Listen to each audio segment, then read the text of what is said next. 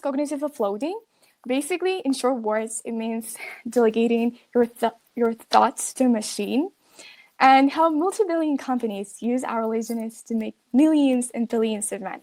For example, our favorite social medias as Instagram or TikTok, where you don't have to look for the videos, you're provided with a ready for you page. Or Gemini and ChatGPT, where you're basically getting ready answer within the seconds to any question you have.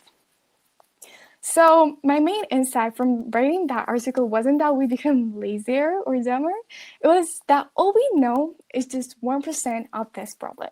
It's a completely new field, nobody really exploring, because many people write how AI replaces jobs, but nobody really says how AI replacing our minds. So I decided to not just explore, but take action towards solving that problem. And what's the first step towards solving anything? Do you have any ideas? Maybe you can put in the chat. But as for me, I think to solve any problem, you have to first face that problem and realize that it actually exists.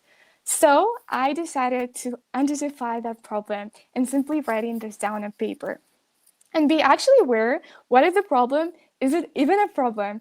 And most people now might not realize, is this even a problem? Is it an actual problem? So as a completely new field, I didn't have enough data. I wanted to create a survey to collect that data for my research. And I created the survey and I failed because there were wrong tasks, just basic math questions, no logic, no motivation to do those tasks. It was really, really boring. So I improved my survey. I researched what type of tasks. Yeah, there were boring tasks, no logic, and no insights for a person who takes that test. So my second attempt was building that test. I researched what type of tasks can measure our human skills, measure how we can think creatively, and how we relate to AI. And it worked because by asking just basic math question wasn't just wrong, it was a wrong thing to focus on.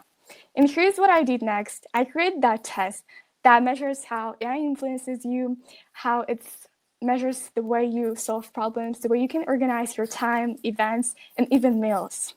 And this test gives you you can get your score after it. You can get personalized advice and even tips based on your score. And more of that, you become aware of the problem. So users don't actually see, okay, this problem is this. They can actually see on themselves, okay, maybe I can improve and there's some space for growth.